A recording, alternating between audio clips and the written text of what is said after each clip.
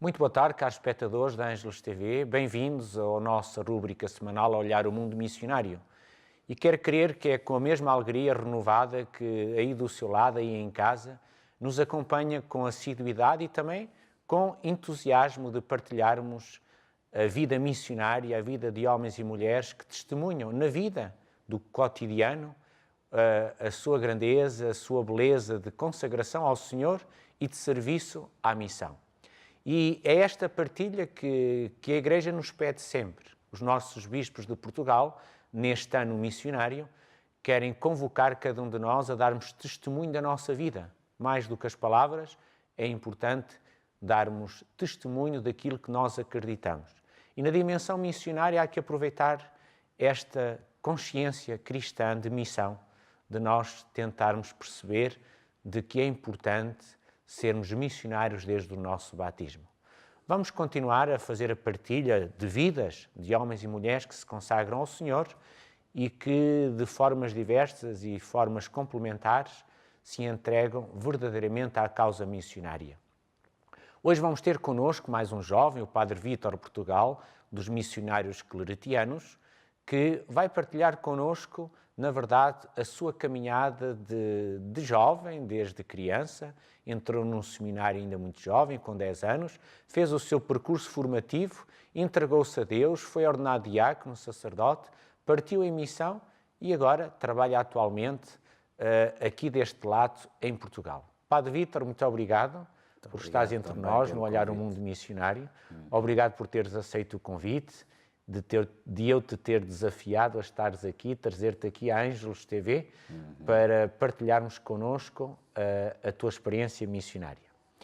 Vamos, se calhar, começar por partilhares ao nosso telespectador que nos segue lá em casa como é que este menino Vítor Portugal cresceu na família e sentiu a sua vocação de depois se entrar no seminário.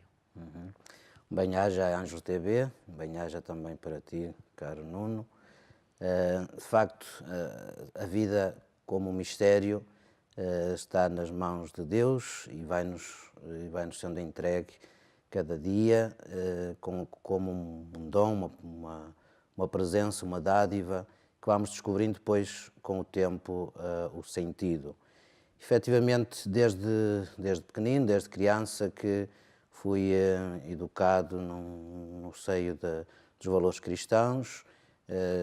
Fui orientado para a oração, para a Eucaristia dominical, na catequese e a partir de uma certa fase da minha caminhada como criança, os meus pais sentiram este apelo também, vindo da parte de Deus, de me orientar para o seminário.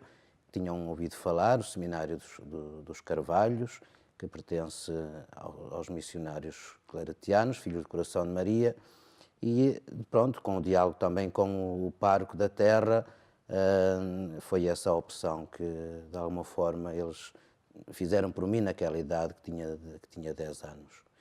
E por isso, desde aí, fui descobrindo, efetivamente, algo que tinha cá dentro, mas que não sabia o que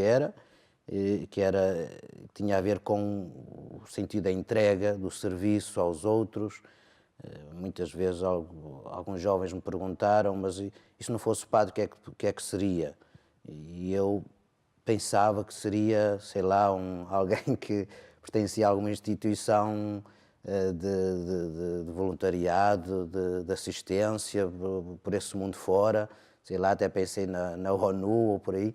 E, de facto, queria que a minha vida se transformasse numa entrega e num serviço em benefício dos outros. E, agora, claro, com o sentido da fé que a gente vai adquirindo e vai tomando consciência, descobrindo as razões da nossa fé, começamos a pautar a nossa vida por um caminho de uma consagração a partir de Deus e entregando também Deus aos outros, assim como nós o sentimos e acreditamos dentro de nós, no meu caso. Para situar o nosso telespectador, portanto, és natural de que zona, de que paróquia?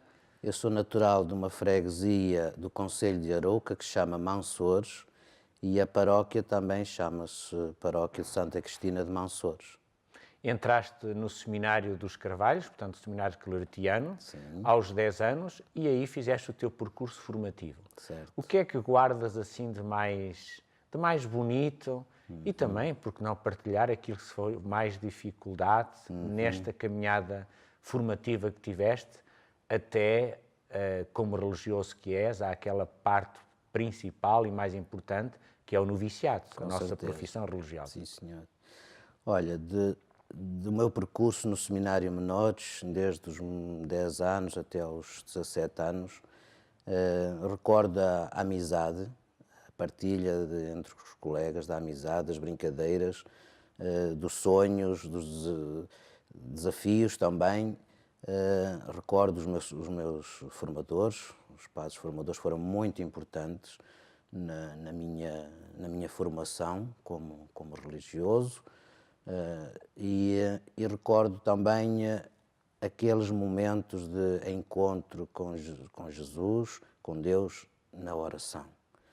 Recordo-me aqueles momentos de silêncio, numa carpete, com os banquinhos de madeira, em que nos colocávamos ali em ambiente de reflexão, de meditação, e acho que foi esses momentos que efetivamente me ajudaram e contribuíram para eu descobrir efetivamente a minha vocação. Depois, como as dificuldades, depois são aquelas que têm a ver com o percurso em si, ou seja, os momentos de fazer uma opção, e creio que do 9º para o 10º ano foi um momento difícil, embora eu não tinha muito jeito para as matemáticas e por isso a opção era mais simples, porque tinha que seguir uma área humanística. E depois, quando chega à altura do noviciado, aí sim é necessário realmente ter já não é uma certeza, mas uma convicção de que se está a ir pelo caminho que acreditamos que Deus está-nos a chamar. Por isso o noviciado é um ano de confirmação da nossa vocação, do nosso acreditar, que Deus nos chama a esta vocação. E foi muito importante o noviciado que eu realizei em Espanha, juntamente com colegas espanhóis. Éramos 4 portugueses e 3 espanhóis, 4 espanhóis, perdão, éramos 8 colegas, e foi muito importante este tempo para mim, ao ponto de eu depois sentir a alegria de fazer a minha primeira profissão religiosa, que por sinal foi aqui em Fátima, no dia 8 de setembro de 1989, e que foi um momento marcante para mim, tal como depois mais tarde o momento da ordenação sacerdotal. Foram 2 momentos muito importantes. Já lá vamos à tua ordenação sacerdotal, 1997. Sim. O que recordas deste dia da tua ordenação sacerdotal? Recordo que estava envolvido de um mistério de amor muito grande. É isso que eu recordo. Depois, com todas as pessoas, com todo o sentido da Igreja, de que era ordenado sacerdote para a Igreja de Jesus Cristo. Nunca senti uma alegria só íntima, só minha, pessoal. Sentia que era uma alegria de toda a Igreja. E por isso, estar ali rodeado, quer da minha família, quer dos meus colegas, quer de pessoas que realmente marcaram a minha vida, tem a ver com as pessoas que me acompanharam, os meus formadores. Recordo particularmente de alguém que, quando me impôs as mãos, me fez estremecer. Senti que era mesmo essa pessoa que estava ali. E depois outras pessoas, recordo-me uma irmã religiosa, como minha mãe espiritual, que também esteve ali e foi muito importante. Depois todo o ambiente de alegria que não se explica, não consigo explicar, uma alegria muito grande, uma felicidade e um amor muito, muito grande. Foste ordenado onde e quem é que te ordenou? Eu fui ordenado no pavilhão gimnodesportivo do Colégio Internato dos Carvalhos. Na altura fomos ordenados 5 padres, 5 sacerdotes e 3 diáconos. Isto foi, pronto, como já foi dito, em 1997, e quem o bispo ordenante foi o Dom Manuel Pelino, na altura era bispo auxiliar do Porto. Portanto, depois passou o bispo titular de Santarém, e agora já é bispo emérito. Padre Vítor, depois da tua ordenação, o que é que veio logo a seguir? Sei que tiveste um tempo cá em Portugal de trabalho, não é? Sim, sim. O que é que te foi chamado logo, o que é que te foi pedido a realizar logo como jovem sacerdote? Olha, o facto de ter sido ordenado no Colégio dos Carvalhos, não numa catedral, numa igreja, mas sim num espaço amplo, espaço de desporto. Estava num colégio, e a componente de desporto também é muito importante, mas o espaço também foi por razões de capacidade para acolher um maior número de pessoas. Foi uma celebração de 3 horas, com cerca de 4.000 pessoas que estiveram ali presentes, e eu já participava da direção do Colégio dos Carvalhos, ou seja, no fundo era acompanhar os alunos na sua vida académica, os mais pequeninos, dos 10 aos 13 anos, segundo ciclo, e portanto, a minha vida, já como sacerdote, o desafio foi esse, de colaborar com as famílias na educação, no acompanhamento dos seus filhos. Isto até aos... Eu fui para o colégio em 1994 e estive lá até 2001, ligado à educação, e depois tive um ano ligado à parte de uma gráfica que tínhamos também. E em 2003, depois já... 2003, data que tiveste Porto a mexer. É verdade. 2003 partiste, foste enviado Sim. mesmo para o coração da missão Adjentes e foste enviado para Angola. A imensidão de Angola. A imensidão de Angola. E trabalhaste em 2 zonas, uma curiosidade, portanto, estiveste em Luanda 2 anos. Sim. E depois estiveste alguns meses na terra onde eu nasci, no Lubango, antiga Sá da Bandeira. Sim, senhor. Queres-nos resumir como é que foram esses anos de missão em Angola, depois de ter estado aqui a trabalhar diretamente na educação em Portugal, e como é que te sentiste nesta coisa de partir, deixar a terra, os amigos, as coisas boas e ires em missão? Isso mesmo. No fundo, senti missionário, verdadeiramente, no sentido da palavra. Foi a concretização de um sonho, não é um sonho qualquer, é um sonho, lá está, que vem desde os princípios, desde os sinais vocacionais lá está, da doação, do serviço aos outros, não é? E por isso sair do meu lugar, onde eu tinha tudo, não faltava nada, lugar de conforto, de bem-estar, vamos dizer, onde não nos faltava água, não nos faltava a luz, como depois em Angola eu vivi nessa situação de termos falhas, muitas vezes falhas de água e de luz, principalmente. E ter chegado a Angola com aquela ilusão toda lá está, de ser um com os outros, de partilhar, de viver a experiência sei lá, dos mais necessitados, por assim dizer. Mas foi encontrar uma realidade pós-guerra, mesmo. Iria fazer, em 2003, fazia um ano que tinham, como é que se diz, o cessar-fogo, e fizeram lá o acordo, não da primeira vez, da segunda vez, e que foi o definitivo, o segundo acordo que fizeram. Ou seja, o povo sentia o povo assim feliz, mas ainda apreensivo de alguma forma, não é? Porque tinha passado pouco tempo, mas com uma confiança e uma alegria de perceber que o caminho era esse, que era o caminho da paz, não tinham outro caminho a seguir neste momento. Ou seja, falar de guerra para eles nem pensar. Por isso é que eu acredito que foi esta vontade do povo que terminou com a guerra em Angola. Pronto, nós sabemos os contornos políticos de tudo isso e das pessoas que estiveram neste processo de pacificação, mas também que foram a origem da guerra, não é? Mas o povo foi quem quis a paz para Angola, para o país. E eu, vivendo nesse ambiente, nesse clima, pude-me aperceber que estava ali como alguém para ajudar a reconstruir, não o país em si, materialmente, mas a reconstruir a autodeterminação daquela gente. Ou seja, eles tinham muita vontade de querer ser alguém.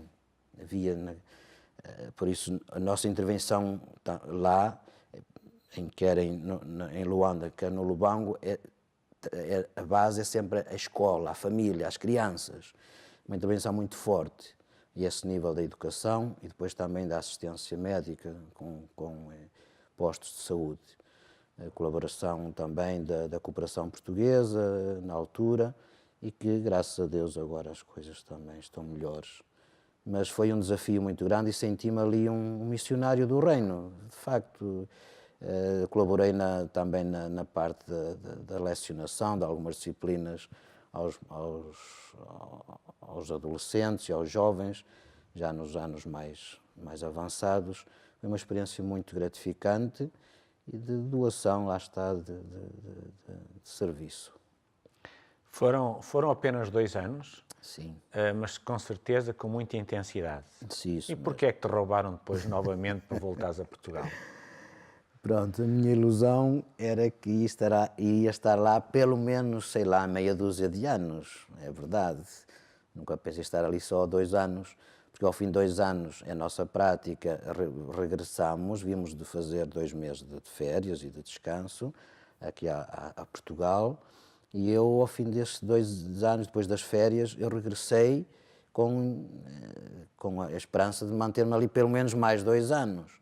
E o que é certo é que ao fim de 5 meses tive que regressar, pronto, a pedido do superior provincial da altura, o Dom Manuel António, que agora é Bispo de São Tomé e Príncipe, que me pediu que regressasse para o trabalho pastoral em Setúbal. E aceitaste, não resmungaste? Não. Eu teria resmungado muito, porque 2 anos é muito pouco para vivermos em plena missão. Eu também tive ali o processo de visto um bocadinho complicado. E estive ali mesmo numa situação um pouco difícil e que me pôs em risco a minha situação. Entretanto, vieste para Portugal e deram-te a missão de seres pároco na Diocese de Setúbal. É verdade. Ser pároco é fácil ou é difícil? De ser pároco. Eu fui pároco durante 12 anos, portanto também te sei o que é isso. Pois. Qual é o teu sentir sobre ser pároco depois de uma missão assim em plena missão em Angola, ser pároco aqui na Diocese de Setúbal, neste Portugal? É curioso que quando eu cheguei e me integrei ali em Setúbal, ou seja, eu senti como que uma continuidade da experiência missionária em Angola. Porque mesmo o próprio povo de Setúbal e a realidade daquela gente é um pouco parecida em alguns aspectos. O facto de se ouvir música assim, alta na rua, em volta das casas, pronto, haver também ali uma comunidade africana também bastante grande, ou seja, alguns cheiros e realidades que me pareciam Angola, não é? Por isso eu senti uma grande alegria, assim, bom, eu acho que me vou dar bem aqui. E o meu sentir de que é ser pároco, eu acho que acima de tudo é ser pastor. É isso que Deus nos pede, é isso que os nossos bispos também, que os bispos querem, que nós estejamos lá no seu lugar para confirmar o povo na fé, para cumprir com a nossa tripla missão de ensinar, governar e testemunhar esta alegria de pertencer à Igreja de Cristo.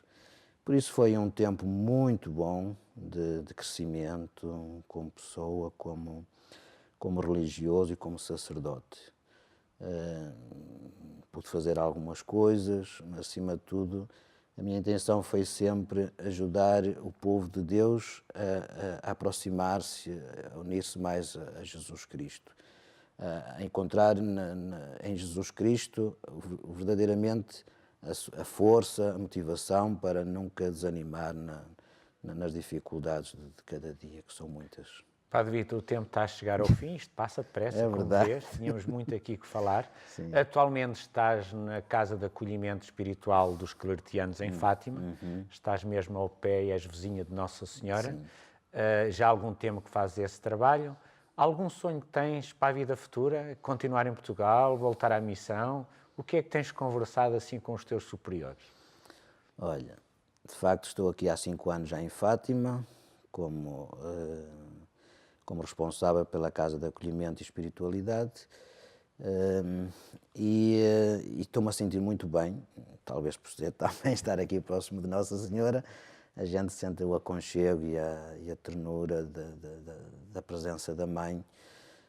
Isto para nós como claretiano, porque a nossa espiritualidade é córdia mariana, o coração de Maria é a forja onde os missionários realmente se formam, não é?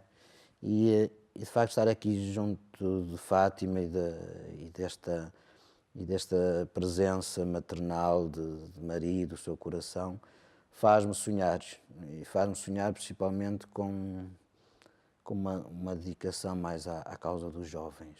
Posso chamar assim a causa, embora não seja, os jovens é aquilo que é a missão da Igreja, é aquilo que nós também ouvimos e vimos durante estes dias das Jornadas Mundiais da Juventude em Panamá, e aquilo que o Papa Francisco veio transmitir é que realmente os jovens é o agora.